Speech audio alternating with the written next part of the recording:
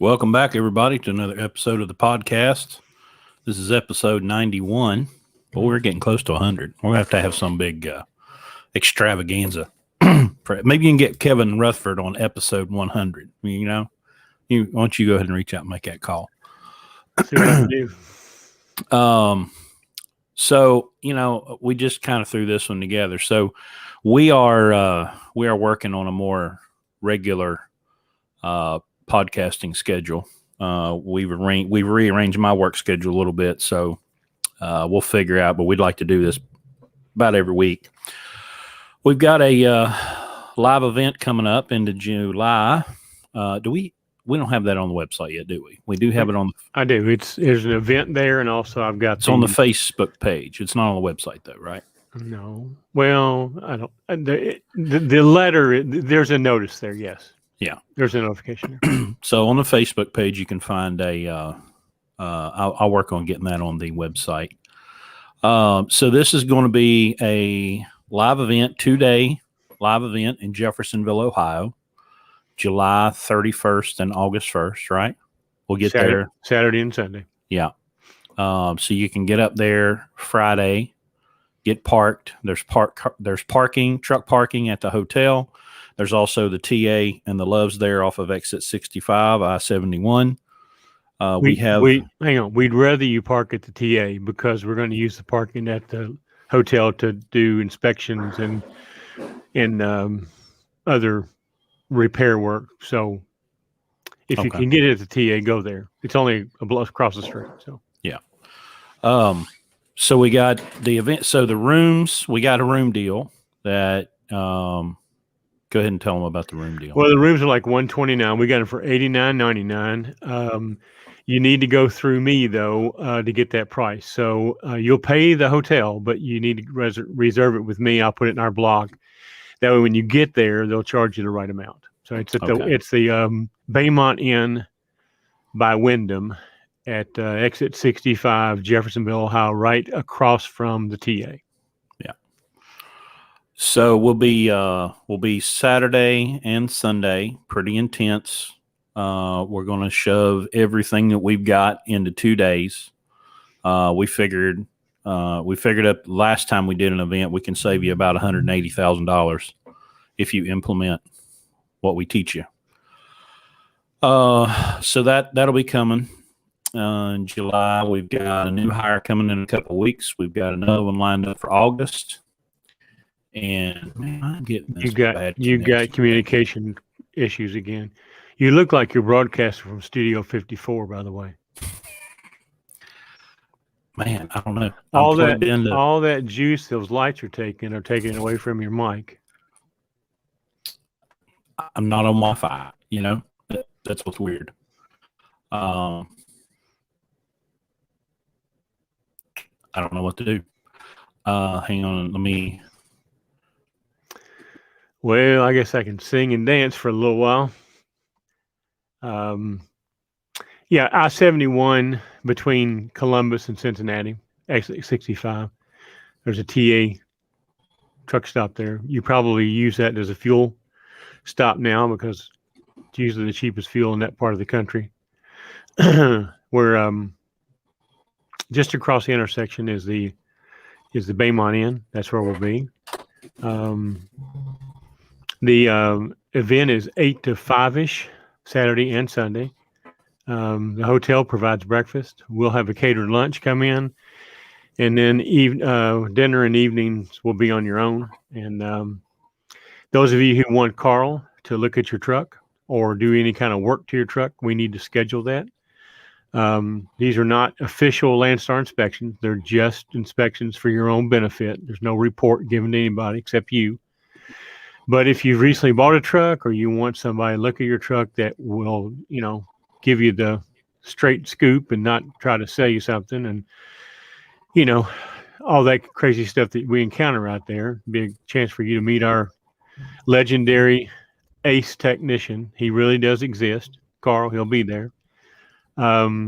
If you want to have some pre-arranged work done, we can make that happen too.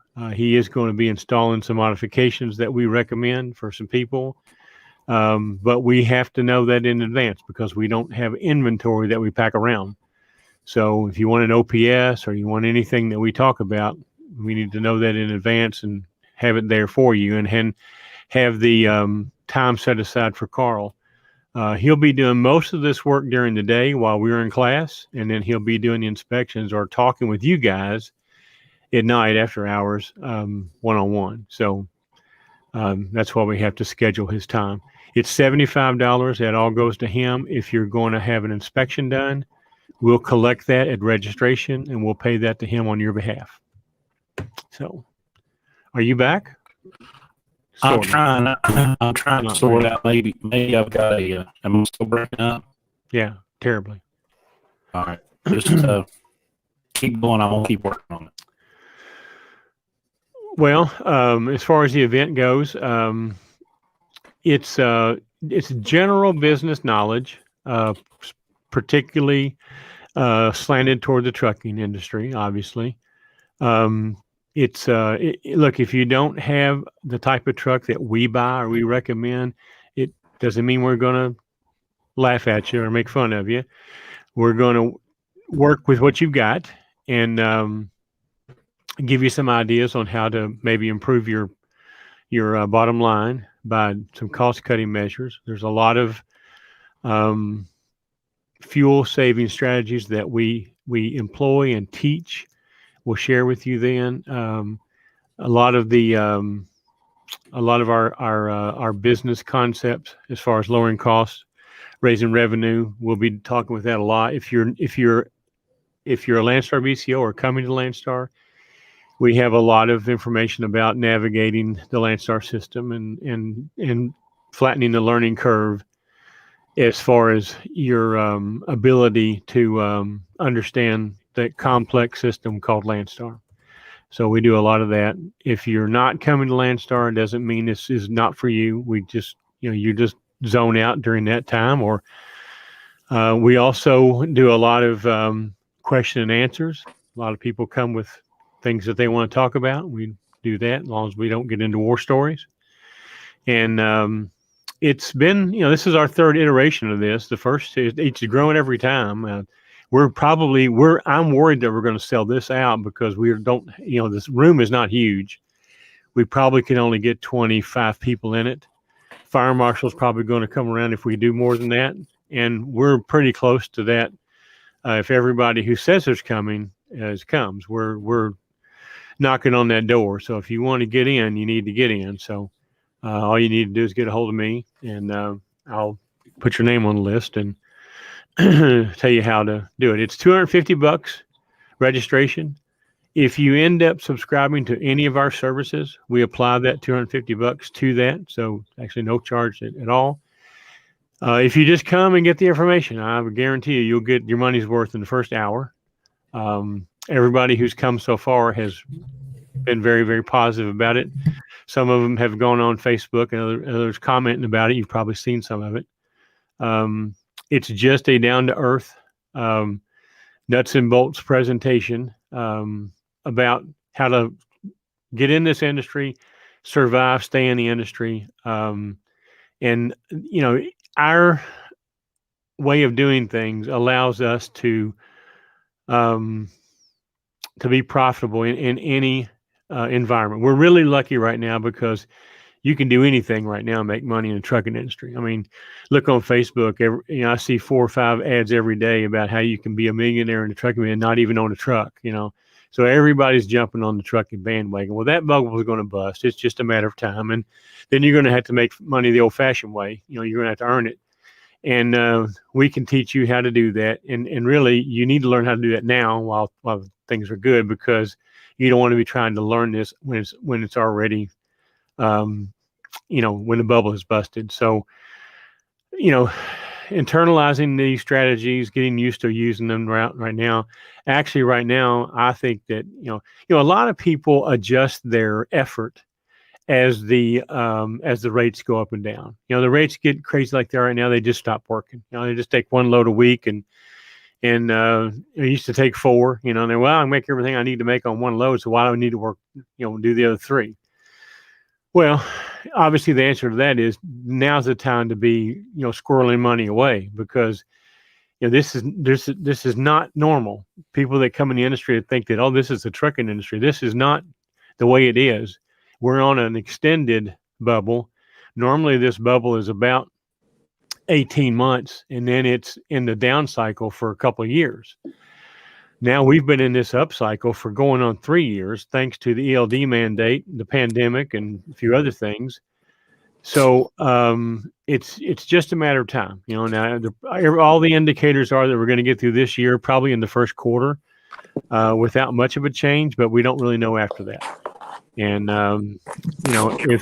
if I were you, I would be making as much money. I would put off my vacations. I would quit going home.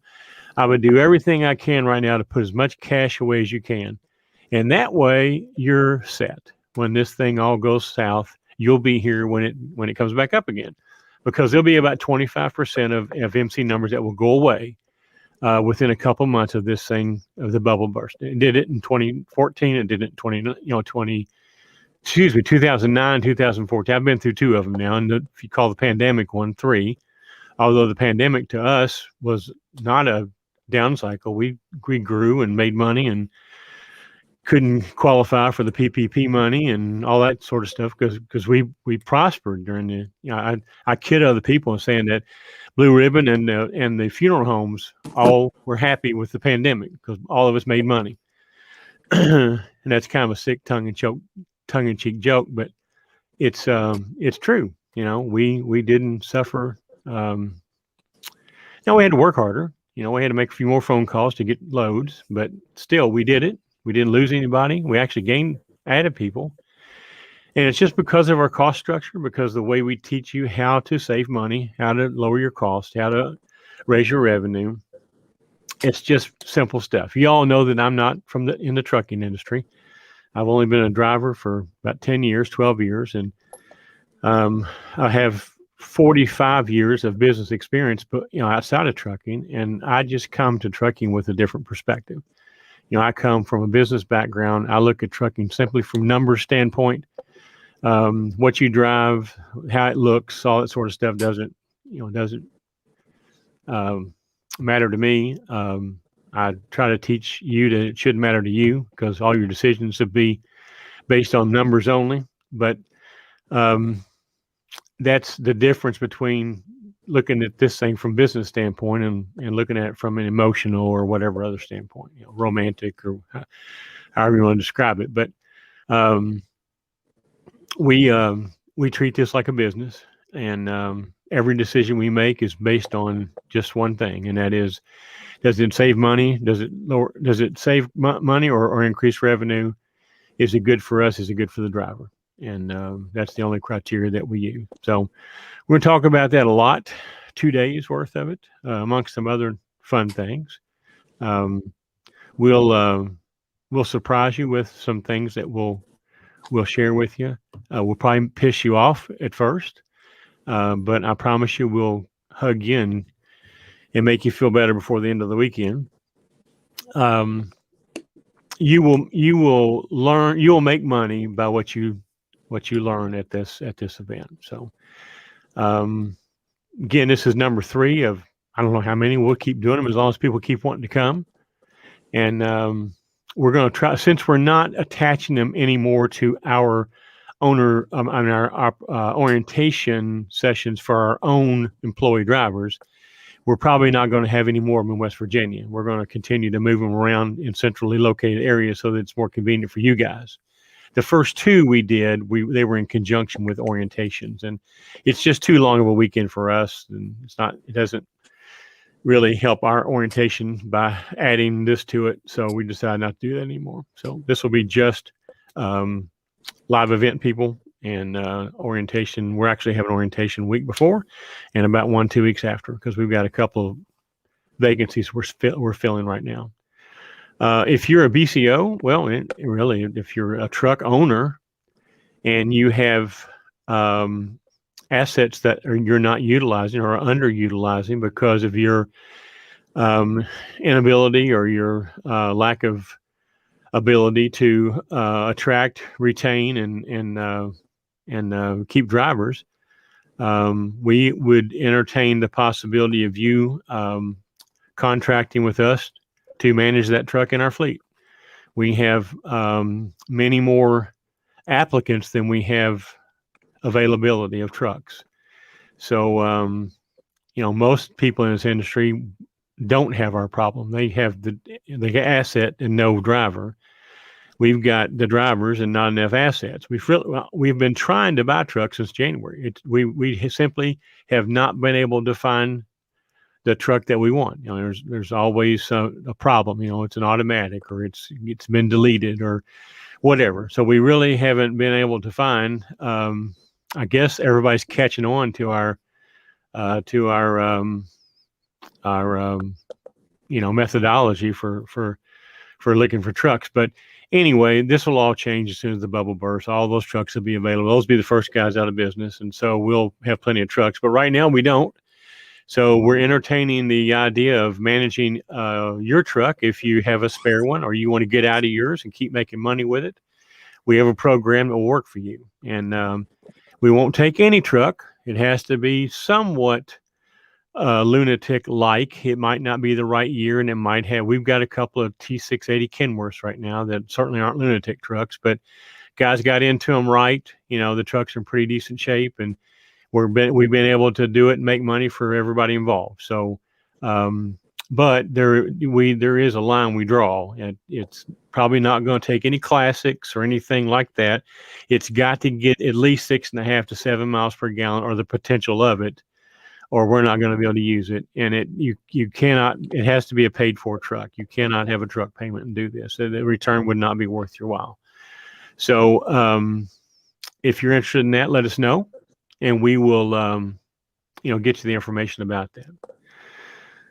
All right. So, Chris, are you back online? I'm trying. Can you hear me? I can hear you. Okay. I'm making everybody in my house mad right now because I'm shutting down all the TVs and Wi-Fi, and I'm dealing with a broke down driver. So you're going to have to probably carry this one a little bit. So I've been about half paying attention to you.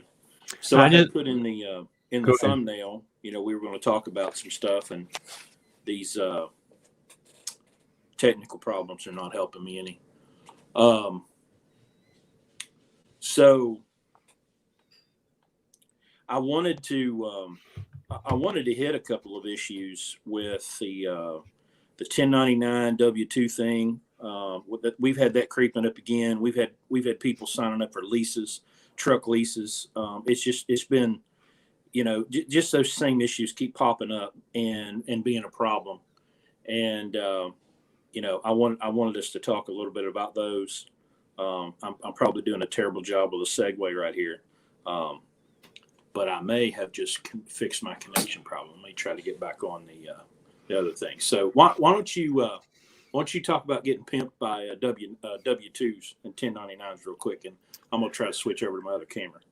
Well, we did an entire podcast on this early in our, I don't remember, it's probably in the 50s somewhere. My first episode was 49. So it was one of the first 5 or 6, I'm sure. And it talked about the difference between W-2 and being a W-2 employee or being a 1099 independent contractor. And again, like I just said, I come from outside this industry, and I was pretty much shocked at how prevalent this 1099 misuse was in the trucking industry.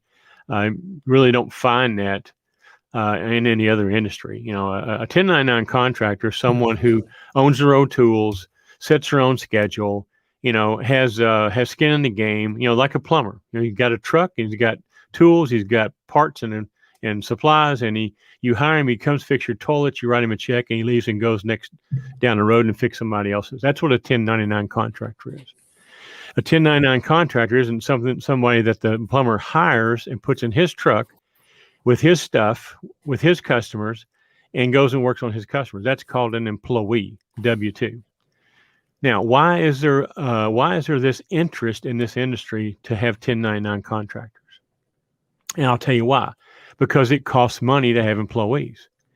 On average, it costs me about 11% of the employee's pay as an expense, because you have to pay half of the Social Security and Medicare. You have to pay unemployment. You have to pay workers' comp. You have the cost of payroll. And so that costs money. Plus, you have to do it. So if you're a truck driver driving on a road hauling freight and you want to hire somebody to drive one of your trucks, it's much easier to throw them the keys and go, hey, you do your thing and I'll just pay you like it's your truck. But there's a problem with that. The IRS doesn't like that. And matter of fact, they're fed up with it. And California just passed this AB5 thing that will completely eliminate the independent contractor in California for most businesses, trucking included. Now we have this bill in Congress, has passed the House already, basically extending that same AB5 test to everyone. Now, I don't think it's going to pass the Senate, because the Senate still is 50-50 Republican Democrat, and the Republicans aren't going to pass that. But if the Democrats change the rules of the Senate, or somehow make it filibuster proof and they can win it on simple majority, they can win it with 51 votes because of the vice president's vote to break ties. So it's a slippery slope, and it kind of reminds me of the ELD mandate. Everybody cheated on logbooks. They did it forever. They talked about it in front of everybody. They got on Facebook and bragged about having three logbooks. And guess what? Now we have an ELD mandate, because that's how the government works. They paint with a very broad brush. So they're like, okay, we'll just fix this because we'll make everybody have an ELD. And of course, everybody cried and pissed and moaned about having to, change their hours of service. Well, you know what? The hours of service didn't change with the mandate. Nope. Only the way of recording it changed. So everybody who had their tit in the ringer were the ones that were crying about the ELD mandate. Well, that's how government's going to fix this problem. They're going to dissolve the independent contractor designation because of all this abuse. The government wants nothing more than to have you as a happy paying taxpayer. And 1099 people tend not to pay their taxes. Yep. That's the other problem with it, is people do it. They think I'm getting all this money, but they don't understand it's not their money. About 25% of that is you're touching it, but you can't put it under the mattress. Okay. You can't spend it. And most people do. So the problem I have with 1099 is that number one, it's I'm not going to say illegal, but it is against regulations for most people. The only way you can be a 1099 contractor, and I'll give you an example. We have them, okay? All the people that drive for us are W-2 employees because they're driving my equipment, and they don't own the equipment. Therefore, they can't have skin in the game. Therefore, now I know you're going to say, yeah, but my guys don't. They dispatch themselves. It doesn't matter. They don't own the truck. Okay.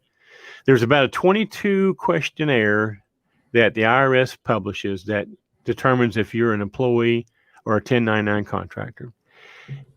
Just one of those questions answered in the I can't remember if it's positive or negative, but one of those questions answered the wrong way and makes the whole thing now not an independent contractor. Okay. And one of those is, are you at risk? Can you lose money? That gets most people. And there's 22 questions, but trust me when I tell you that if you're driving somebody else's truck, you're not an independent contractor. Okay. You're an employee. Yeah. All right. Now we have trucks that we manage for other BCOs and other truck owners. It's just their truck. They lease it to us. They are now 1099. That's their truck, not mine. So I pay them just like I would pay an electrician or a plumber that does work at my house, So they are legitimate 1099 contractors, But if you come here and drive a truck for us, there's not any way to construct it to make it pass regulation. Now let's talk about the other part of that, and that is that why would you want to do that? Because here's the reason that I don't understand why anybody would want to do it. First of all, the person that you're doing that for is doing it that way because it saves them money. All right. If you volunteer to do it, you're a fool because you're paying if you work for someone as a W-2, a regular, I'm gonna just quit saying W-2. If you go to work down the street somewhere for a factory, that you're an employee. We leave the word W-2 and 1099 out of it. You expect that factory to pay your unemployment if you get laid off. You expect that factory to have workers' comp on if you get hurt on the job. You expect that factory to pay their part of the payroll tax, because you see the Medicare and the Social Security is paid half by the employee and half by the employer. When you become self-employed, you get to pay both sides of that. If you volunteer to be a 1099 contractor for someone when you really should be an employee, you just gave up 7.62% of your gross income, because that's what the employer would have paid that you're now saying, oh, I'll just do it. Or the employer saying, if you want to work for me, that's what you're going to have to do. So that's a 7.62 hit on everything that you make in a year. Figure it out. You make $100,000, that's $7,600. Okay. So knock yourself out. If you want to pay somebody for the privilege of driving their truck, if your self-esteem is that low, knock yourself out. If he dies and you lose the job, you can't go down to your unemployment office and file for unemployment. If the pandemic hits, I think they made an exception for that, but that's the only time I've ever heard of that. So, there are things that you're entitled to. I hate that word. There's things that you have that owed to you by this employer that you are forfeiting by agreeing to be a 1099 contractor. Now, the other part of that is you have to have the discipline to put the money away. Because if you work for somebody like me, I'm going to take the taxes out before you see it. And I'm going to deposit those with the IRS, and they're going to be there for you on April 15th for you to be able to take H&R Block your tax return. And I've already paid all this tax. I don't want 1099, that doesn't happen. You're the one that has to save the money and pay the quarterly taxes, which I promise you 1% of people on 1099s are paying quarterly taxes. So it falls on you to pay that bill on April 15th. And guess what? A lot of people don't have it, so they just don't file their taxes. Right, Chris Polk? So it's an easy trap to fall into because, look, if it's paying the IRS or putting food on your table, what are you going to do? Okay? You're going to let the IRS go. And then the penalties and the interest and the letters and the chasing and you're going to say, well, they haven't chased me yet. Key word in that sentence, yet. They're a very, very efficient collection agency, okay? And they have a lot of power when they do come see you. They can force whoever is paying you to garnish your wages, okay? Court-ordered garnishment. Among other things, they seize your bank account. They seize your assets. They're not easy people to get along with. So I just don't understand what the attraction is. Why is that the preferred way of working for somebody is be a 1099? It makes zero sense to me. Not to mention the fact that it is against regulations. And I don't know about you. One of the reasons I like Landstar is because I give them 35% of my money and they keep me out of jail, okay, from compliance. I feel the same way about that. I don't want to deal with the IRS. I want to be kept out of jail. I have two instructions I hire two professional services, attorneys and CPAs. My first instruction to each of those is do not let me go to jail. If anything we're doing here is going to put me in jail, stop. All right. Now, look, I'm like the NASCAR crew. We're going to push the envelope as far as we can, but we're not going to cross the line. And in my opinion, the 1099, when you're really a W-2, is crossing the line because you're in jeopardy. The worst person who's in jeopardy, by the way, is the employer, the person who should be making you work for W-2, because when he gets caught. Let me tell you this whole story. If he gets caught, he has to pay his portion and your portion, both. And he has to pay all the back penalty and interest. And I'll tell you how he gets caught. Let me tell you how a guy gets caught, okay? Somebody goes to work for him as a 1099. April 15th rolls around and that employee does not have the money to file his taxes. And he goes, you know what? I can fill out this SS8 complaint on my guy, and the IRS will come chasing him down and make him pay my taxes. So that's how the guy gets caught right there. It's from a disgruntled contractor who now all of a sudden wants to be an employee. Okay. It was fine when he was making all that money every week. And now that it's time to pay the piper, all of a sudden that's not so cool. And he turns your ass in, and now you're paying both parts, and the penalty is an interest. So my advice to you is you're going to hire employees, be an employer, and do it right. And if you're an employee, don't work for somebody who's not going to treat you right. Your value is more than that. Okay. So I'll get off my soapbox. What amazes me about it is when you point out that you're having to pay 7.65 in addition to tax you would have to pay otherwise, people look at you like they don't care. Like, oh, it's 7%. Yeah, it's 7%. If you make $50,000, that's $3,500, $300 a month. That your employer should have paid for you. Yeah, and now you're having to pay it. I mean, imagine if you made $100,000. You know, it's just, I don't. It part of it, I guess, is that human nature where we have to defend our stupidity. You know, well, I'm doing it. Yeah, I know it stinks, but you know, it's like a baby in a dirty diaper. Yeah, I know it stinks, but it's warm and it's mine.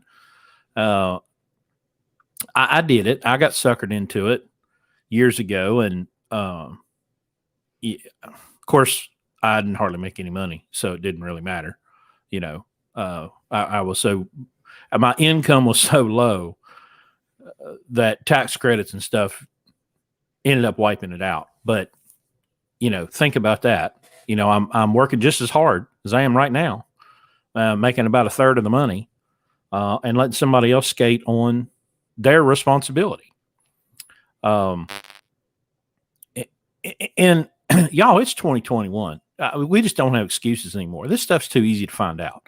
You know, this is one thing that I have noticed as we have begun to hire more and more people from, you know, different backgrounds and different age. I mean, we've got people from age, 24 to 63, you know, so we've got the full gamut. We've got male, female, black, white. We got former military, civilian, everybody.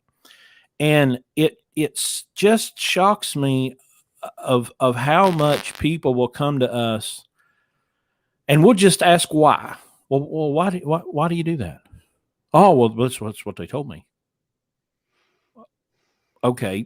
Did you ever ask why they told you to do that? I mean, they told you that's what the law said, but is that what the law actually said? Well, I don't know. I never looked it up. That's these corporations that these people go to work for just lie. I mean, 25 years. Well, actually, the first decade of my career, I was lied to about my industry by my industry. I didn't have to worry about the media lying to me. It was my own industry that was lying to me. You can't make any money as an owner-operator. Where do you think that comes from? Oh, here, just do a 1099. It's better than a W-2. Okay. Where do you think that? Who benefits? Who benefits from you thinking it's better to be a 1099 than be paid properly, classified properly as an employee? Who benefits when someone feeds you a line of garbage that says, oh, you can't make any money as an owner-operator? Who benefits? They do. You don't benefit from that. At least learn to ask the question, why? Well, why do you do it that way? And if they give you a blank response or they say, well, that's how everybody else does it, then red flag. You know, it just baffles me that we had one of our guys the other day. I don't remember what happened, but anyway, in a conversation, he said, he's like, man, I pride myself on, you know, on not being that way. And damn it, they got me too. You know, he realized that we have been conditioned by our education and media and, you know, corporate mind control to believe things that just aren't true. And in 2021, you can figure out what's true or not. just look it up. Go read a book or 12. One of the biggest tasks that we have when we hire somebody, our and Chris made a comment last night to a potential employee. Actually, we were talking to his wife, which, by the way, we do. If you come to work here, and we're going to talk to your spouse, okay? Because we need team effort here. But we were talking about what he just said. If you've been in this industry for 5 or 10 years, you've been programmed to think,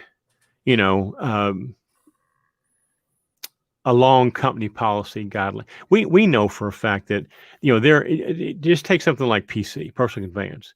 There's a difference between the DOT regulations and what every other fleet in the country has as their interpretation, their policies, which don't necessarily line up with the DOT. So you have to deal with that. Well, it's the same thing with all these rules that people are told. We get people to come here and go, you're not allowed to do that split berth. Do what? You read that green book? Show me in this book where it says you're not allowed to do that. Well, we're told we could never do that. You could never use PC where I came from, So we spend so much time deprogramming you because you're not coming here to have another. If you're coming here to get a 10 cents more on the mile or a better job or whatever, please just stay. We don't want you, okay? You come here to learn how to become an independent business person, okay? Owning your own business, making your own rules, doing your own thing, paving your own way, doing your thing, getting rewarded very, very highly and well for it, all right?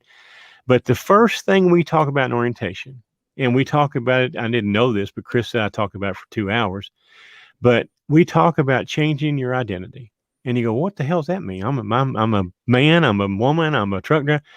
The problem is you're not, okay? You've been trained to be this mind-numb robot that doesn't ask questions and doesn't ever ask the question why. Nobody ever asks that question. Why? Okay. Okay. Yes, sir. We'll do it that way. I had an employee of mine one time. I tried to convince him he needed to do something. He didn't really agree with that, but he finally said, well, you're the boss. If you tell me to do it, I'll do it. I'm like, well, that's not the reason we're going to do this. Okay.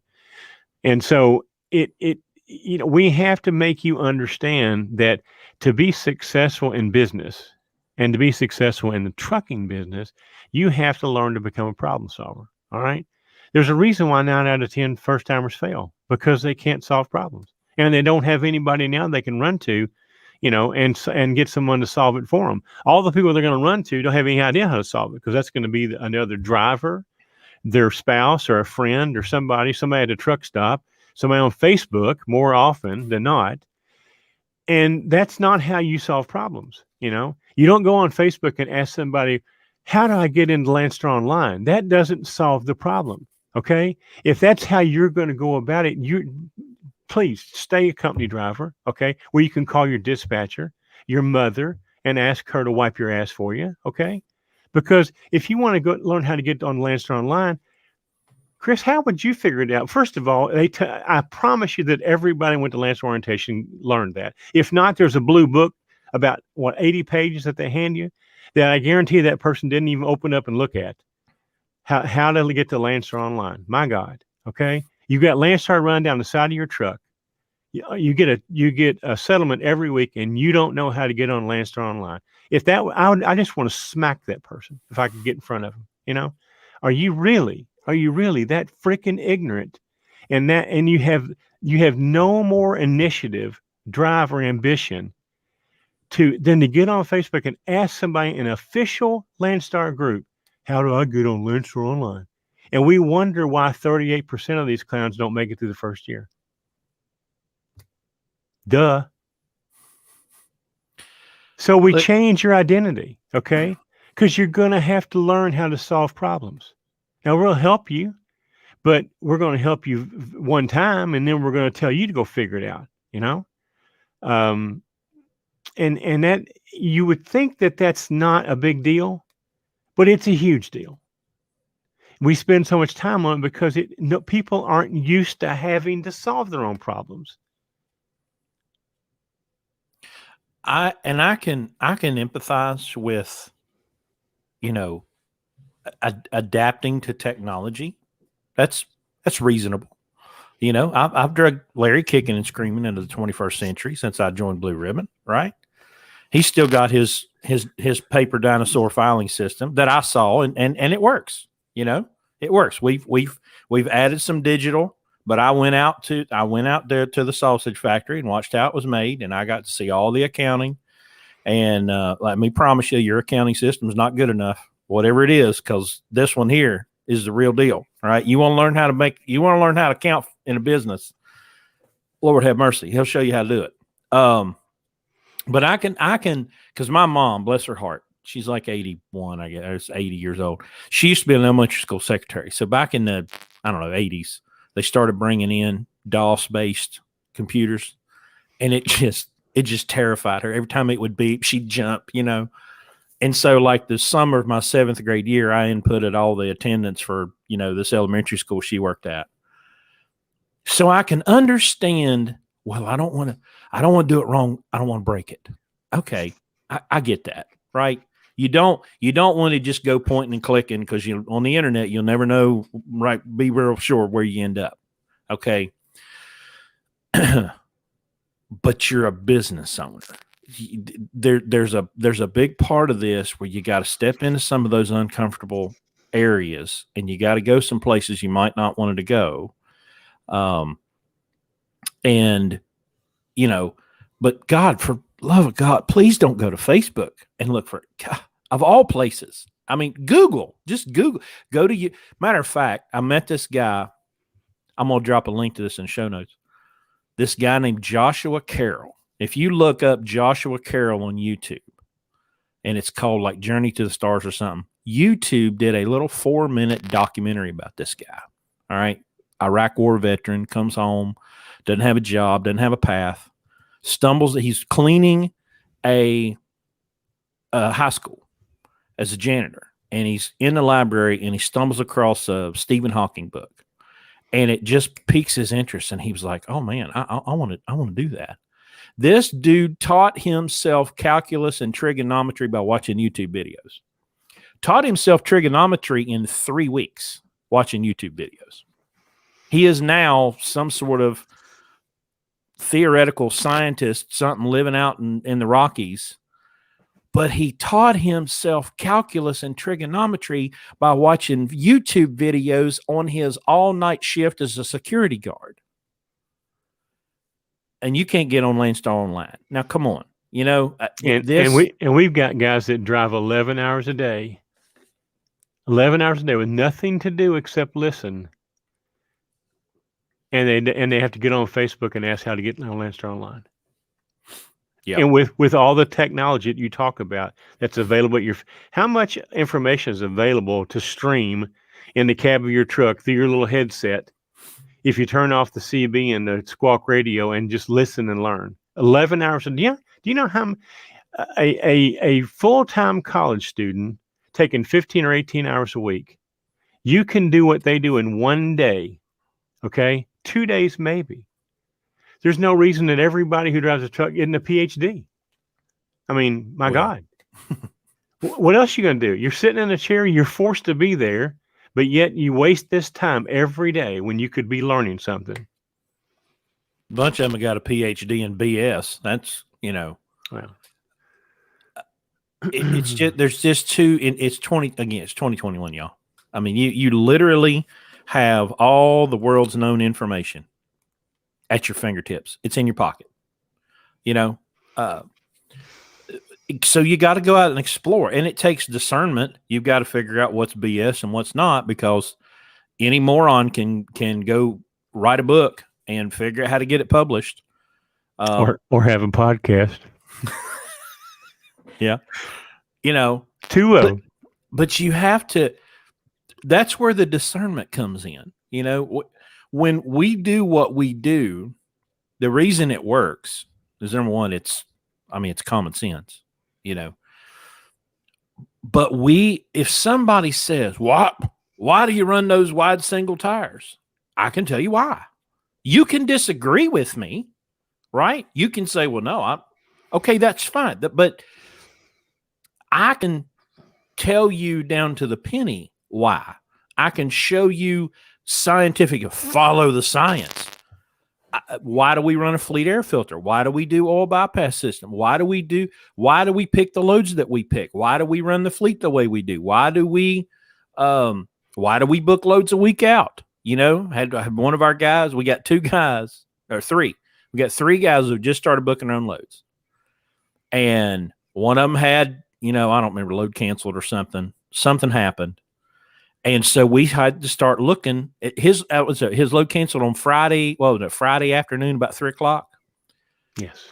And I started digging, and he was like, "This sucks." I'm like, "Yeah, brother. That's why we don't wait till the day of to book, because can you imagine living this every single day? I'd eat a bullet if I had to do that every day. Yet the majority of BCOs do. Yeah. I would. Yeah, it might not be 3:00 on Friday afternoon, but they wait till they get unloaded when they start looking for an unload. Not this old boy. But if I book too early, something good will come up and I'll miss it. Right. Well, let me tell you what happens more often than not. We make 3 phone calls and book a load. You make 50 phone calls and get on Facebook and bitch about how none of them are available. All right. There's the reason why. Well, listen, when I was a BCO on my own, when I booked a load, the first second that I changed my load alert, turn off the very next alert was going to be $3 a mile and $1,000 every time. Right. I would book a load that fit all my parameters, and the very next alert would be like, "Damn it! Oh, if I'd have waited." But you can't live like that. You got to take, which is why you've got to know your numbers. Hey, I just did a segue. Listen, when we interview people, especially, God help them, the ones that are in the middle of a fleece, and we'll say, "Well, what are your numbers? What are you making?" Deer in the headlights.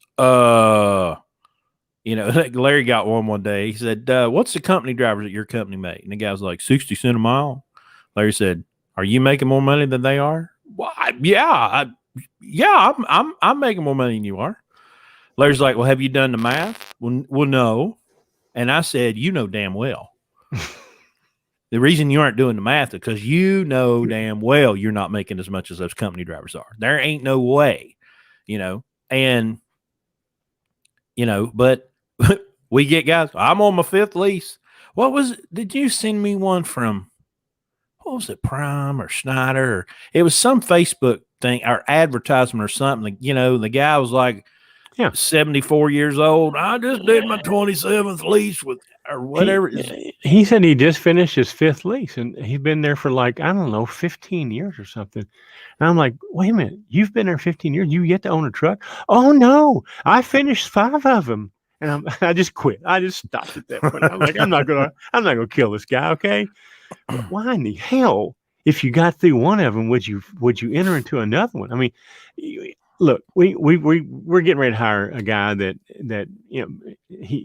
he'll admit to you, he's probably going to be on the podcast because he's got a hell of a story. If this thing works out the way we think it's going to work out, it's going to be entertaining. But it's like, "Guys, I found you like a week too. I signed a lease and then found your podcast the next day." And he's like, I can't sleep at night. I don't know what I'm going to do. And we've been spending the last few days talking with him. We're going to help him out, working him. But he's paying $57,000 for a 2012 T680 on his lease. And this is really not a horrible lease. At least it's not with a carrier. It's with a leasing company. It's not horrible, but it's a $28,000 truck, and he's paying $58,000 for it. Yeah. And so a guy's going to brag about going through that 5 times. My God, the amount of money he paid extra for those trucks, he could probably have retired already. He could live in a $500,000 house right now. But the leasing, I've finished 5 of them. Oh, I mean, I am an all-star. Think of the smell of that new truck, Larry. That's what you're leaving out. You don't have that new truck smell. Think of the smell of his seats. What I think about all the bullshit. Liz, that reminds me. One time we were doing the Dave Ramsey program, kinda, and went to the amusement park, and they had these pizzas. And I paid like $60 to feed me and my wife and, a 3-year-old. It was ludicrous. And I walked out of the pizza shop and the Dave Ramsey, the Baker Street theme song started playing. And I'm like, oh God, he knows. He knows I just spent $60 on pizza. So now we can be like that. When people lease trucks and then, our podcast pops up in front of them,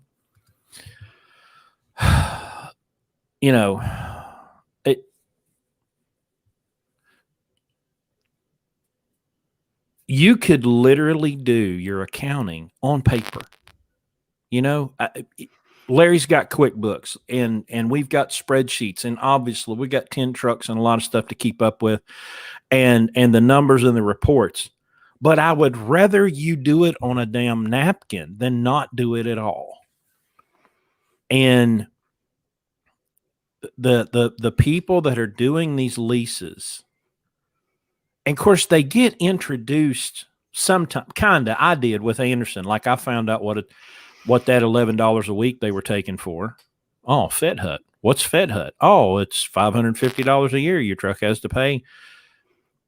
But there are some leases, they don't even tell you what Fed Hut is. They just take it out of set up some escrow account, and they keep you legal enough to not get thrown in jail, but you end up in bankruptcy. It's not rocket science, y'all. Well, there's a reason why you can't go to the bank and borrow the money to buy a truck, but you can go to a leasing company and get it for a little bit down. You can go to a carrier and get it for nothing down. Now, just think about that. Carriers are in the freight hauling business. Leasing's in the lease hauling business. By the way, they're leasing you something that is a rolling asset, that it's collateralized, because what you're paying for it will pay for 3 of them. All right. So they're willing to take that risk. Mm-hmm. But the bank is not. And the bank's in the business of lending people to money that they think they can get back. So just think about that for a while. So when you're out here and you want a truck so badly that you're salivating and all you can think about is these little puffy little things above your head, these clouds of pictures of trucks in it, and that's all you think about, and you don't have the money, you can't get the money from any type of normal thing. So you go to a fleece agent or some type of a fleet shark, and they'll give you the truck, and all you got to do is basically fog a mirror. Think about that. Think who is benefiting from that. And if you think it's you, you're sadly mistaken. Yeah, brain damage. Okay. Yeah. Well, you're going to be damaged in a lot of ways when you get done. So understand, to start a business, you have to have money. And you have to have some experience. And I don't mean driving a truck, because that's the change of identity thing we're talking about. You're not going to drive a truck anymore after you buy a truck. That'll be what you do when you're not thinking. All the other things you do that day are the things that you're thinking about having to do now that you didn't used to do yesterday. And that's where the problem comes in. That's where it's no longer a business for you. It's just, I'm driving this truck. I'm in grade 13. I didn't go to college. I just went from high school to grade 13, and I'm just going to keep doing things the way I do it when I was in high school. And you find out you can't get a degree that way. So there's a reason for that. And just stop and think. Stop and think. You're the way that ends is usually with a repossession and a collection and a bankruptcy, and sometimes a divorce, and sometimes losing your house. Okay. All because you couldn't wait, to do it right. You had to do it now, instant gratification. Everybody else is doing it. Da-da-da-da-da-da-da. I've said this 100 times. Wish there's a way you could look at all the trucks going down the road. Wish there was a meter on them that said how many truck payments they're behind, what they owe the IRS, and how much money they're really, really making in their bank account. Because I had one of our employees one time who wanted to buy a truck say, but everybody else is making it happen. Her words, making it happen. I'm like, yeah, let's examine what making it happen really looks like, So unfortunately, you can't tell that, because people put on a huge, huge act. The successful truck driver with the big Peterbilt and the big, fancy trailer, and next year he's gone, and nobody knows why. Nobody heard from old Paul. Well, Paul, he went on. He's the big bull hauler in the sky. So do it right, save the money. Pay cash. Don't have a truck payment. Don't go in debt. Don't do stupid shit. You're going to live to regret it. It's easy to get in this business. It's really, really hard to stay. Okay. And that's all we're trying to do here. A couple of questions have been coming up. A lot of this stuff is driver job based. The drug screening is DOT universal across the industry. Landstar is no different. We certainly aren't any different. You have to get in this industry. You have to be able to get at least a 1 year, if not a 2 year DOT medical certificate. And for the person who's got prescribed opiates from their doctor, you have no shot until those are gone. So drug screening is just a part of this industry, and you will not be able to pass it. Lowering. Go ahead. Do you want to hit that Connecticut thing? Does it really matter? I mean, what are you going to do? Connecticut just signed a 17.5 COM highway use tax for truckers starting 2023. I don't know. What do you do? Well, it's okay. I mean, think about it. Everybody's got their panties in a wad, and obviously this numbnut thinks that he's solved a big problem. Connecticut's a really small state. I mean, we go up there. You got ad valorem tax. You got states with mileage taxes that you're paying that you don't even know.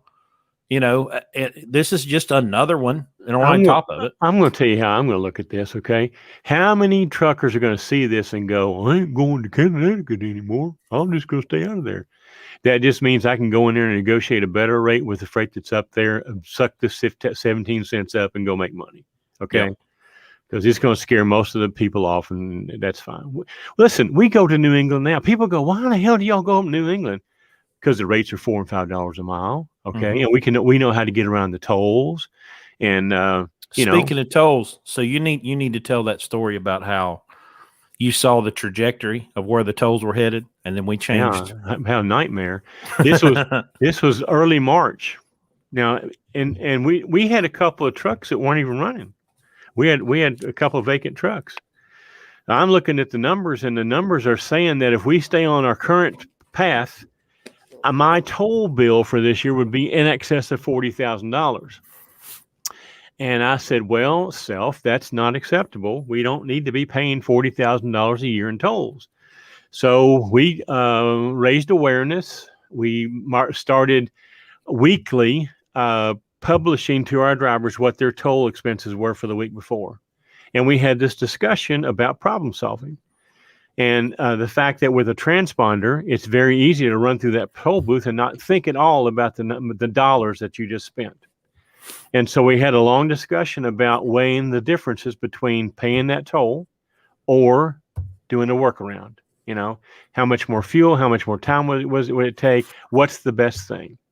Well, the moral of the story is it's now June, almost July, and we now have 10 trucks running, getting ready to add 11. And our toll track, our toll path, our toll forecast for the year is less than $20,000. Okay, more trucks running, half what it was, only because we raised awareness and we used our guys' problem-solving ability to stop being robots and just driving down the toll road because that's what the GPS told me to do, and not think about what it costs to go across that turnpike. And now we have cut the bill in half. That's what I talk about.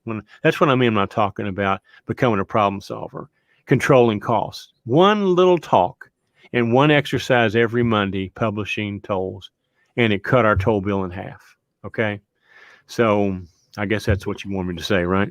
Yeah. Well, when we had that discussion, somebody said, I don't remember who it was. Well, how do you find out what the tolls are? Oh yeah, somebody else asked that. And I said, GOOGL.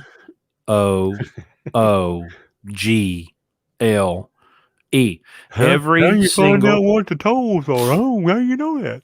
every Every state. single Go toll ahead. authority has a website Yeah. with a toll calculator. And if they run you by weight, you put in your weight and the number of axles that you have and the exit you're getting on and the exit you're getting off, and voila, it'll tell you exactly what the toll is. It'll tell you what the cash toll is, and it'll tell you what the Easy Pass toll is. Now, I used iPass when I was an owner operator. We used Bypass or Best Pass, Best Pass. and used to be before the pandemic. It was a significant amount higher if you were paying cash versus using the transponder. But buddy, since the pandemic and they shut down all those toll booths, that toll by plate is double. I mean, if you are operating a truck right now and you're not using Easy Pass, iPass, Best Pass, something, you're getting killed on this toll by plate thing because it is double what used to be going through and paying cash, which makes no sense because they fired all the toll collectors. But anyway, taxation is theft. Let's see. Here's another good one. Peter, do you find it worth lowering speed to 55, or does that cost lost revenue due to less loads per week? Well, yes and no, but it's not binary. If you have the time to run slower, get better fuel mileage. If you don't have the time to run slower, run faster, don't get fuel mileage. But you have to use your problem solving skills to look at your time and look at where you are and look at how much you weigh and what's it worth. It's like going around a toll road. There's a formula. If the toll road costs $120 and your fuel cost is about 50 cents a mile, 40, 45, let's call it 50 for easy math. 50 is average, I'm sure. Okay. It's 50 cents a mile. You can drive 240 miles out of route and break even with paying that toll. Well, that's 4 hours. So it would be kind of dumb to drive 4 hours out of route to go around $120 toll. But what if it's 60 miles out of route? What if it's leaving the Northeast where you would normally come down, say 95 and cross the GW Bridge and then the New Jersey Turnpike and then the Delaware and then the Maryland and drive through Baltimore and drive through DC, or go across 84 to Scranton and down 81 to get to the same place, unless you're going to, Jacksonville or something. But you get to bypass Washington, D.C., Baltimore, and all those tolls. So if it's 60 or 70 miles, well, that fuel cost is $35 or $40. But if you bypass New Jersey, Delaware, Maryland, and all that traffic, you're going to save $300. Plus, you're not going to want to murder anybody by the time you've got done driving through D.C. Everybody wins. Well, and you're looking for a blanket answer, and there's not one. The blanket answer to that would be go as slow as you can to still make your service obligation. And I don't think it's going to knock you out doing an extra load. It may take a couple of hours off your clock. I'm going to give you an example of one. We publish every week to our drivers what their revenue. It's like a friendly competition. We rate every truck in terms of revenue at each week and fuel mileage. We had a truck last week that did $13,000 in revenue. I'm looking for it right now. Okay. Big Red. $13,373 he did in revenue last week. The truck he drove last week got 5.99. Got 5.99 pounds because he's in the worst truck. We don't really own it. This is a truck we drive for one of our lease owners. It's a 2000 Classic. There's nothing about it that's aerodynamic or fuel saving. It's got 24 half rubber. It's a dog. We only do it because we really like the guy who owns it. And he's the BCO in Florida that runs the MD alignment shop. So we run it for him. But you just got to weigh things out. There's no blanket answer for that question. My suggestion would be, figure out what you got to drive to make the service requirements, and don't drive any faster than that. 55 is kind of an extreme anyway. I mean, it would be very. I mean, there's not very many people that would actually drive 55 because you get murdered by somebody. Yeah. But we try to get our guys. 62 is what we kind of shoot for. It's like most of our trucks, their sweet spot, is about 1325 RPMs, and so at 60, 62, that's where they are. So we're fine there. And that's another thing is how you spec your truck. If you're surely your truck's not spec to have a sweet spot at 55, I wouldn't think, but you're just going to have to do the math and figure out what's going to be best for you. My suggestion is probably somewhere in between. It's a compromise. We on that red truck, I had drove it for a couple months, and it was like $1,000 a week, $1,200 a week, that we would spend on fuel, and I had to give it up so another driver could drive. He had a problem, so he got in my truck, and the first week he was in it, the fuel bill went up to $1,800, and Larry about had a stroke. But you change drivers, and so. And plus, by the way, he's watching. He's making sure that we know exactly what his numbers was. But he and the first week in that truck, 599. I mean, it's the best it's ever gotten. So, the driver makes a big difference. And vice versa. We swap trucks around, and we get a driver that gets in a truck that somebody else has been driving now for 6 months and getting, I don't know, 6.5, and all of a sudden this driver gets 7.5, and you have to go, I wonder what that deal is, So we listen. Part of the things we talk about is how to improve your fuel mileage. It's a big part of our event, okay? And the driver is responsible for 35. All the things you do to the truck, everything that you can possibly do, the driver still controls 35% of the fuel economy. So it's the driver habits. And of course, we use the scan gauge to retrain our drivers to drive for fuel economy. And this is one of them right here. He fought to try to get to 7 miles per gallon in the other truck he was in before this. And finally, about the week before we took him out of, he finally got to 7 miles per gallon. So, but he just had to understand that what the things look when you're a company driver and you're not paying for fuel, you don't pay attention to what fuel is. Half the damn owner operators out there don't pay attention to what fuel is. Okay, so when it comes to coming out of your pocket, things tend to change. When it's your money, and if not, you need to educate yourself to where the point where you can make that change, and we'll teach you how to do that if you come to Ohio.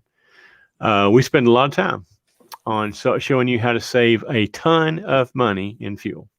We double your income just in fuel savings. So, Chris, go to the next. There's one about filling out the Landstar app. How do BR able to identify my? Well, okay. If you're going to do that, if you're going to apply to Landstar, you're going to either apply as an owner operator or as an operator. If you want to be in our program, you have to apply as an operator, and then they'll ask you who you're going to drive for. And in that blank, you put in their Blue Ribbon Logistics, and that will attach that app to me. Now, prior to doing that, you need to talk to us because, at this present time, we don't have any openings. We're trying to get some trucks here, and we will have them, but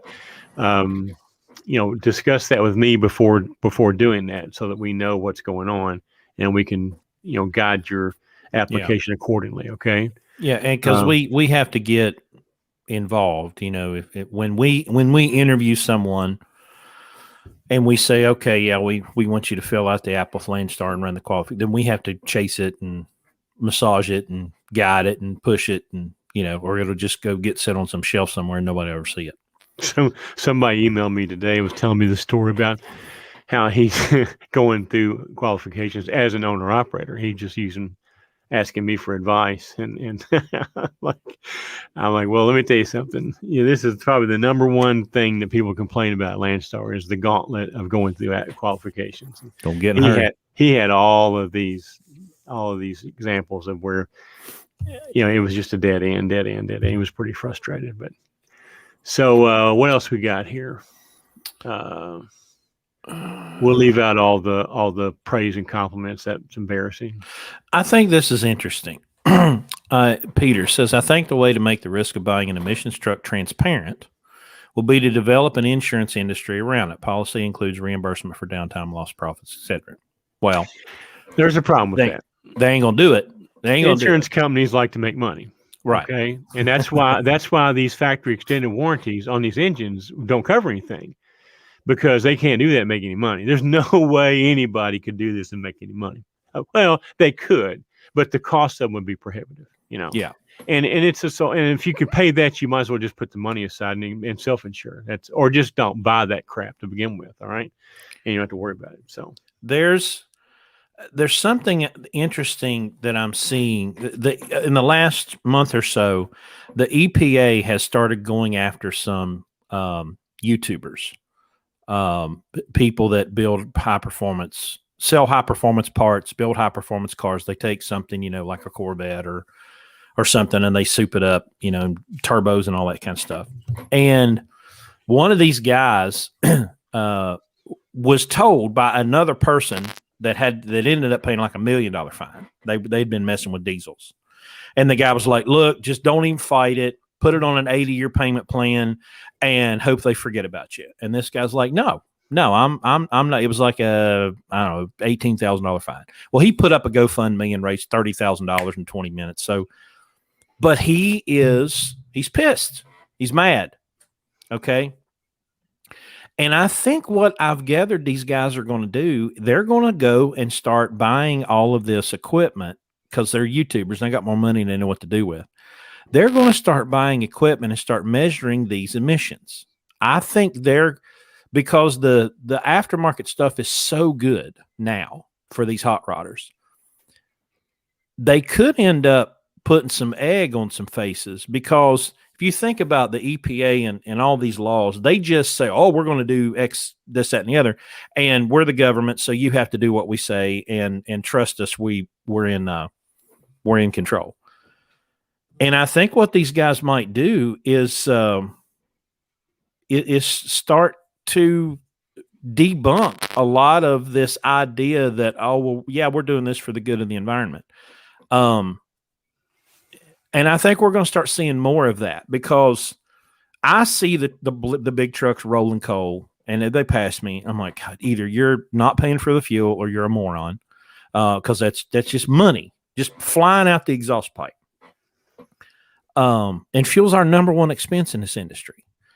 But we have got to start pushing back on this idea, because so many of the bootlickers and mouth breathers that are just like, I can't believe you don't obey the EPA because all they want to do is help us. And I'm like, no, I don't think they do want to help us. I think they just want to be in control. And I think these giant corporations like having all of these emissions rules on these trucks, and it makes it to where they're the only ones that can afford to run them, and puts us out of business. So I think the next year or two is going to be really interesting to watch, because these new trucks are worthless. And they're the cost prohibitive. They're not reliable. When we can run a 21-year-old truck, let's see, all of our trucks range from 14 to 21 years old, every one of them that we own. And we've got we got a 16 and an 18 that we're running for other guys. And my God, go try to get parts for a Kenworth. Jesus help. It's a nightmare. And not just that, what you have to deal with there, the ignorance, the arrogance. Did we tell that story? I don't know. Did that happen before the last podcast? I don't know. I'm going to tell it again. I'm going to tell it again. You might have heard it, but you're going to hear it again. We had this, we were getting this truck ready for a driver. It's a 2018 T680 Kenworth. And it had an issue, like the gauges on the dash and the lights, and the guy's driving it, and he's like, well, man, the cruise isn't working. And the radio's not working right. A lot of the dash stuff just wouldn't Yeah. work or was erratic or something. So we thought, you know what, screw it. We'll take it to the dealer. We've only used this dealer to buy parts for our Volvo. So why not? Maybe we can build a new relationship. We're always open to new relationships. 5 days, the truck sat there, and I'm calling every day. Well, we can't find the laptop. We don't know where the laptop went. Laptop's not working. We can't find it, and we can't plug it. I mean, ESA. Well, we got to plug it up to ESA because ESA's going to tell us well then. So finally, come Saturday, they got the Larry Long special, and we went up there and got the truck. Okay, so and I'm at the position now where it's like, well, dang, I've wasted 6 days. Well, there's more to it than that. Okay, we had special ordered a part. It had been laying there the entire time. Okay. Yeah. Okay. Now they don't stock the part, but nope. But amazingly, there's one laying on the shelf here that has no number or name on it. We're looking for that part to put on that truck, but they couldn't put 2 and 2 together because we gave them the invoice where we had paid for one that had been ordered. But these morons could not figure out that that's the part. So 5 days later, after I have to go up there and jump in their ass 4 or 5 times, they finally decided, oh, that must be the part for your truck. So they keep the truck another 12 hours to put that part on that we had to prove. Yeah. Well, not even prove to them, had to show them, hey, listen, let's just think about this. And I even had to use this word. If this were your truck, okay, if this were your truck, what would you do? Well, I don't know what I would do. I'm like, well, wait, that's just complete bullshit, okay? The part's laying right there. You don't stock it. You have no idea how it got there. I've got a ticket that says that's my freaking part, and this is the truck here that we need to put on. How freaking stupid do you have to be to put that together? I mean, if you're working for this company and you haven't got the ability to make that logic, I said, I mean, how many people work here? Well, there's like 2,000. I said, no, not your franchise. How many people work here? Oh, I don't know, about 12. I'm like, let me explain. And see, they had a problem communicating between shifts. I said, let me explain something to you. I've got 12 employees, and every one of them knows exactly what the other one's doing all the time because we are in the logistics and we communicate.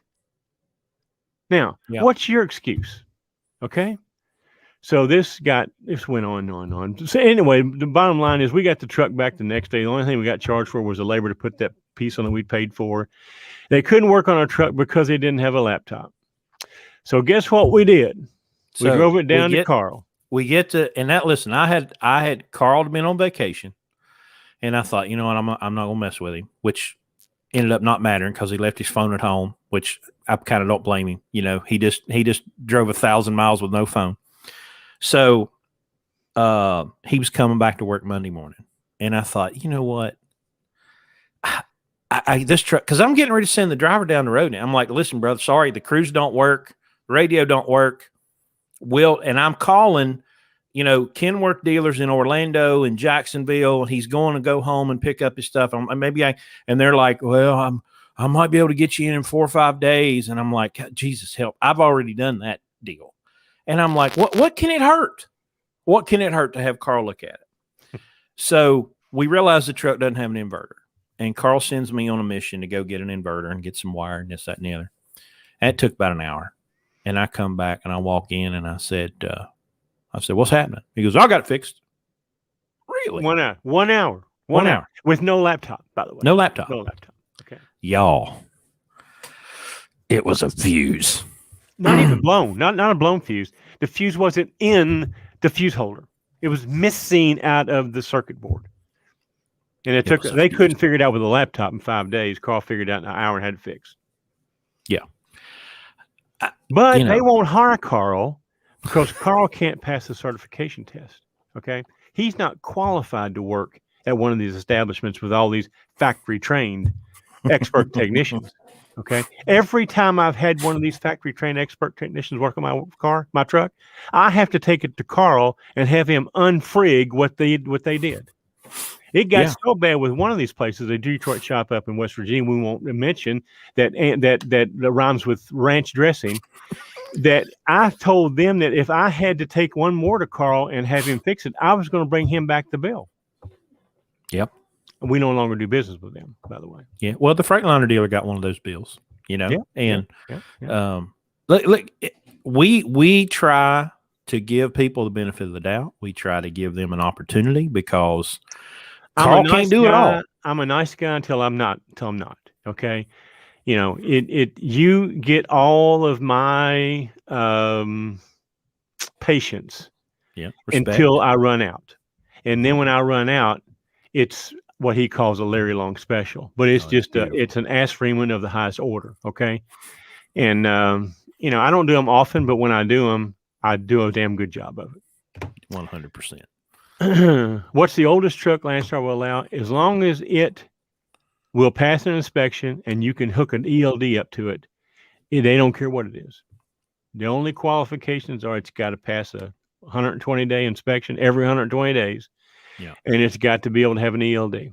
Other than that translates to about 1995-ish, right? Yeah. Because it has to have, it can't be a mechanical motor. It can't be an old, what they call B model cat, right? It's got to be a 3406E. It's got to be a Series 60. It's got to be an electronic engine. It's got to be an N14 Cummins. It has to have. If you're gonna take it to California, it has to have an engine compliant with CARB. Okay. Yeah. Now, if you're not going to go to California and you sign off on that, then you won't do it. Which brings me to the next question down there. Do you hiring drivers from West Coast? Nope. Well, two problems with that. Number one, we don't hire drivers. Okay. If you're interested in a driving job, we're not yet. We're interested in taking people who want to learn how to become business owners in the trucking industry. But if you live on the West Coast, you might apply, but you'll never go home. If you can park in Nevada and walk home, maybe, but still it would be highly unlikely because we can't really get you freight. We have trucks now because of the owners that can go out there. So it's not like it was before when all we had were lunatic blue ribbon trucks. They can't go out there. Okay. But you still have an issue of it being the West Coast and West Coast freight. Now, right now in this market, you can go damn near anywhere and make money. But it's really difficult because our model works so well east of 35. It just, what we do and the way we do it is just not suited well for long distance running. And I don't know, I guess you could run up I-5 and back, maybe bounce in and out of Arizona, but I don't see it. And so it would be difficult for us to take on a West Coast driver just because we're so out of the loop. We have something that works beautifully east of I-35. I don't know. I just don't know that, well, sure, we could do it. I mean, the model works when it works, but we just don't have experience, and I wouldn't want to bring you in here and have to learn a whole new way of doing freight because you're out there on the wrong side of the world. We have no network there. We don't have relationships with agents that run freight there because we don't do that. And it's going to be really expensive to get Carl to go out there to fix your truck. So probably have to pass, unfortunately. Yeah. Unless you want to move. And I hear there's lots of people leaving California. So, yeah, I would. Oh, wait a minute! Before I want to run back to this real quick because there's something here that a lot of people need to hear. Okay, on this oldest truck, Landstar will allow. Okay, it's all about this whole thing. Okay, it's not hating on PACCAR, it's not hating on Volvo, Freightliner, whoever. It's risk management. It's getting a piece of equipment that you can afford, okay? You can probably afford a 95 model FLD Freightliner with a Series 60, right? If you can find one. Most of them are in South America, okay? But if you can find one. But given the choice between a 95 model FLD with a D-Deck 2 or a 2007 with a D-Deck 4, I'm going to go 2007 with a D-Deck 4. D-Deck 2s were known to have bull gear problems. We're dealing with bull gear right now. And y'all, it ain't cheap. It's about $10,000, to change a bull gear and all of the destruction that comes with it. So it's this balance, this is maybe a cab over. Look, I like cab overs. I think they're cool. I think it'd be cool to have one to play with. I'm sure as hell not going to pull freight with one, because I'm not climbing my fat ass in and out of one for starters. That ain't happening. But that's why we look at 99 to 2007 Detroit, because we can get a D-Deck 4, BK60, Series 60 engine. We don't have bull gear issues to deal with.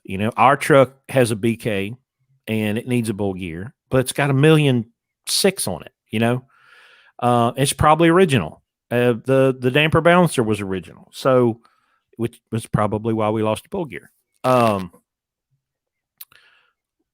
it's balance. It's find a truck that you can afford, number one, that you can have someone like Carl, someone who's competent, that knows what to look for, can check that truck out, run a rig dig report on it, spend $7,000 to $15,000 to acquire it, be prepared to put another 15 in it to go through and get it right and get it ready to be efficient. It's not just about, let me go find the oldest truck I can get because maybe that'll be cheap. Yeah, but what problem's going to come with that? N14s are great motors, right? But you need to have a FAS on it because they got injector problems. If you put a FAS on it and good filtering, you don't have a problem. But that's why we go with the Detroit, because it's across the board the cheapest, most efficient engine to operate, the easiest to get worked on. Every TA is a service point, and they're fixable. So that's it's balance. It's all back to that problem solving. It's not binary, black, white, left, right, on, off. You have to be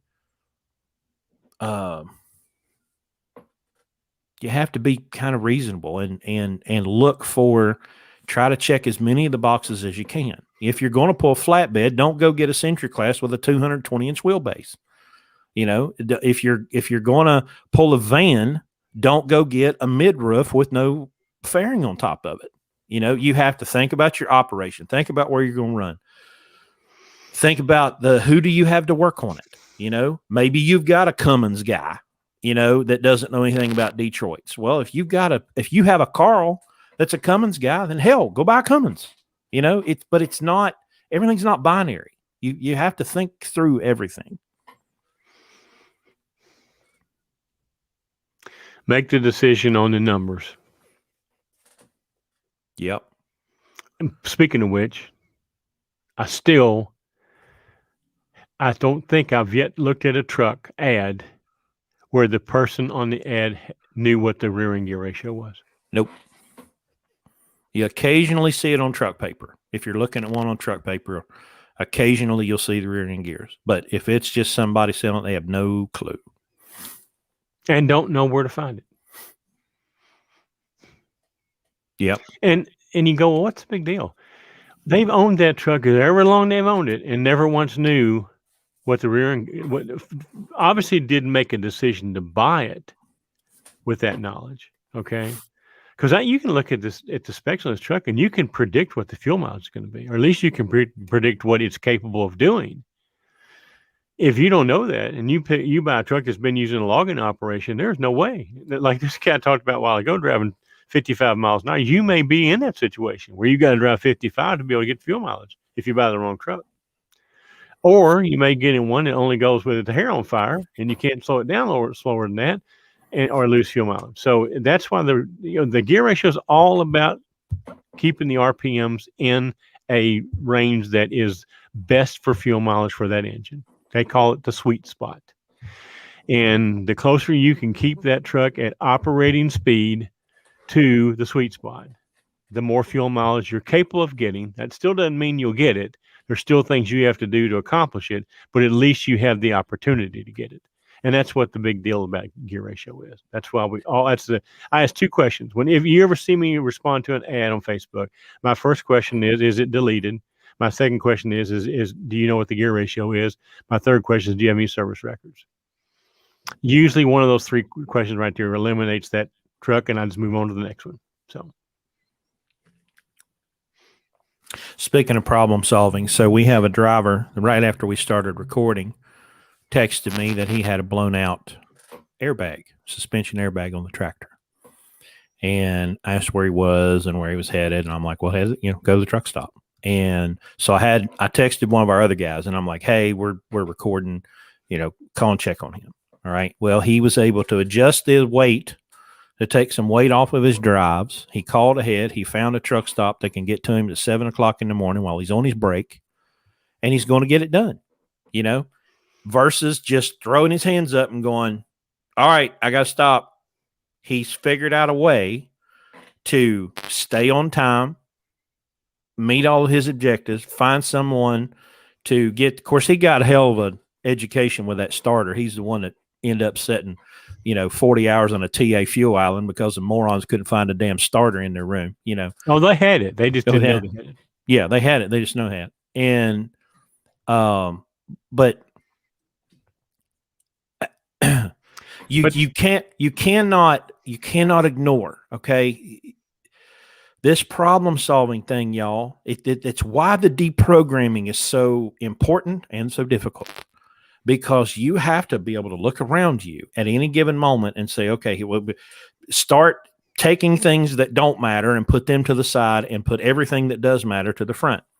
Was it last Thursday, I think, or Thursday before last? I was backing into a dock in Baltimore, and I thought, man, I got the easiest day ever. I'm gonna take a nap. And 15 minutes later, my phone rang and all hell broke loose. And from 7:15 a.m. till about 5, it was non-stop. I had one broke down. I had one coming on, getting ready to go on vacation. I had to get him to get his truck to the broke down guy. I had to get the wrecker to bring the broke down guy to meet the other guy. And then one calls, hey, my load canceled. And then another one called, hey, my load canceled. And y'all, it was almost 10 hours nonstop. I was on the phone for 10 hours. And by the way, driving full time, dropping and hooking and paying lumpers and all that kind of crap. I mean, I was so ready for bed by the time that day was over. But if we didn't have the ability, Larry calls it foxhole, when all hell breaks loose, we get back in that foxhole and we just start shooting them one at a time. Okay, but put that fire out. Now here's the next one. Now we got to do that one, and we put this one over here and move this around. God, what an adventure, And they come in threes always. The first call is the first call of 3, and you just wait. All right, there's number 2. All right, there's number 3. All right, we're good. Now put the rest of them out. So let's go back to the guy with the airbag. He's been with us since October. Mm-hmm. He just started booking his own freight about a week or two ago. Yeah, it took a couple weeks ago. I'm reminded of my best friend went to Marine Corps boot camp right out in 1971, right out of high school. Okay, middle of the Vietnam War. His mother, I thought, was going to kill him. Okay, so a couple of years ago, we were going to Florida together, and so we took a little side trip, and we went over to Parris Island just so he could kind of have some reminisce about those days. So we got over there, and you pull on the island, and there's a big sign all the way across all these 4, 5, 6 lanes. Huge sign. It says, "We make Marines," and that stuck with me. Well, that's what they do. That's what their mission is: take people and deprogram them. Take all the crap that the government schools taught them out of their head and taught them to think for themselves. If you know a Marine, that's all what they're all about. It's problem solving. They call it something overcome. I got this little slogan. I forget now what it is. Adapt and overcome or something like that. Yeah. And I mean, that's really what we do here. We make problem solvers. Here's the perfect example. In October, not a chance he'd have done this. Not a chance he'd have done this. And now here he is a few months later, solved his problem. And that's what we're here to do. That's why we don't hire truck drivers. That's why we could care less about providing a job for somebody and they retire here. You're here for 15, 16, 18 months. You know, you learn how to do that every day, a day after day, every decision. And then you get yourself in financial position to not go into debt to buy a truck while you're here because you're making better money than you've made wherever you came from. That's what this is all about. That's what we do here is we make problem solvers. If you want to be one, come be one. If you want to be a truck driver, go somewhere else. Yeah. And this event that we're going to do would really be beneficial for a lot of you if you're thinking about doing this, especially if you have a truck. So what do we have? About 30 spots on this one? Well, 25 officially because we got staff and whatnot to take up the room. The fire marshal only lets us put 30 people in it. So we got staff's going to take about 5 of that, staff, spouses, and things like that. We got about 25 available seats.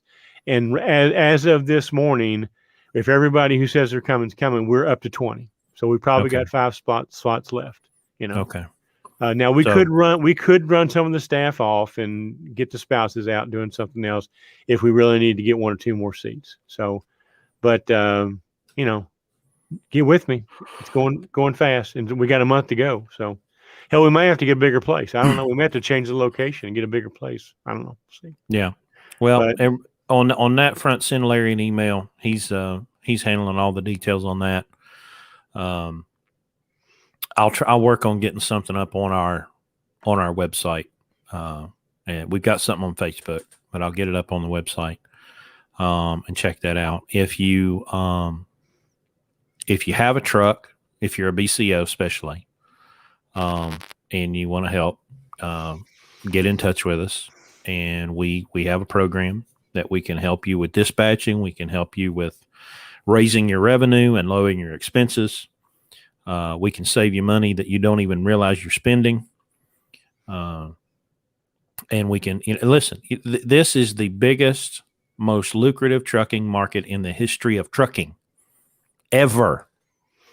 If you're not generating $10,000 a week in total revenue, what we call Landstar bucks, which means if you're not making $7,000 a week to the truck every single week, you're not doing it right. You're missing the opportunity. And let's just go ahead and say this real quick. This is not the time to say, well, hell, I've only got to work 1 day a week. I said that while you were fiddling around. All right, good. Yeah, this is the time to make hay. If you're a farmer, you make hay when the sun shines, okay? You make hay in June. You can't make it in November. Well, it's hay time, okay? It's time to get with it. Now's the time to put money in the bank, okay? Cash money in the bank. And this is not normal. This will not stand, okay? Hate to quote George Bush, but this will not stand. It was going to change. Yeah. And there'll be a time when you won't have this opportunity. That's the time to slow down. And what most of them don't understand is if you don't develop the skills now to maximize that revenue, well, you're going to be up a creek if you try to learn that, like last March and April in the pandemic. You have to make 50, 75 phone calls to book one load for one truck. And that's coming. That's not dystopian. It's just a fact that maybe another year, I'm hopeful that we'll at least probably get through second quarter of next year before all hell breaks loose. But it could be this fall. Who knows? The Delta variant is coming. Well, they're locking down all over the world, I was watching somebody put on Instagram, she's got a bunch of phones. She's like, hey, what country are you in and what's happening? And it was just lockdown. So it's just a matter of time. They're going to tell you, put your mask on and stay home, slave. So, I don't Well, know. the We'll see. murdering bees didn't work. What was the next way Murder after that? hornets. Murder hornet. That didn't work. Yeah. The cicadas. I haven't seen a damn cicada anywhere. Oh, That I hadn't know. worked. Brood That- X. yeah. Yeah. What's next? You know. Yeah. Well, I don't. I would like to try this time to get ahead of, because man, if I could have invested in plexiglass and toilet paper, I wouldn't have to work for you anymore. You know. Yeah. So yeah, it's coming. And don't ever be surprised at the stupidity of which the government can operate. And what are you going to do? What are you going to do if you got a $500 a week truck payment or an $800 a week truck payment, and they flip that switch again like they did last March? What you going to do? Well, look, what you ought to do is make the money right now and pay some of it off. Okay, you got Right. the opportunity now to make all kind of money. Okay, pay it off, get out of debt. That's what you need to be doing right now, is get out of debt. All right. Look, if you know somebody that's got a decent truck that is underutilized or not utilized, send them our way. We'd like to talk to them. And Yeah. if they're the right person and got a right mentality, they're not a jerk, and they'll work with us. We'll make them some money with a truck that's sitting in their backyard, not running, Yeah. or not moving. It needs to run. And go ahead and if you're interested in coming here to work, you don't have a truck, you want to do the program, go ahead and send it. We don't have a truck today, but that doesn't mean one won't fall in our lap tomorrow, or an owner will come along that has a truck.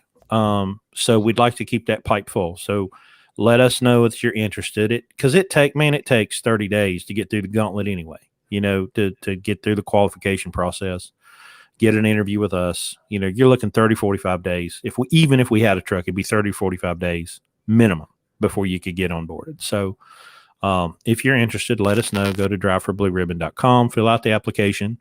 We'll set up an interview with you, and then you'll know, is this work for you, work for us?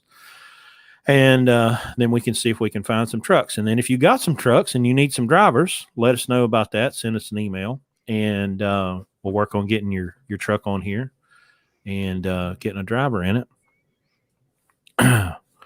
So I think. All right. Well, we're going to try, since he's now no longer driving as much as he was, we're going to try to make this more regular and a little shorter. So yeah, maybe Sunday evenings. Sunday, awesome. We're talking about Sunday nights, and maybe keeping it under an hour. That way won't take up as much as your time, and we'll have something every week to talk about. We'll have to pile it up and do it once every 3 or 4, 5, 6 weeks or so. Yeah. So we'll try to do better. Appreciate everybody listening. Listen, guys, come stay with us in Ohio. It will be a weekend that will change your business life. I promise you. I promise you, it will be worth your while. So come join us.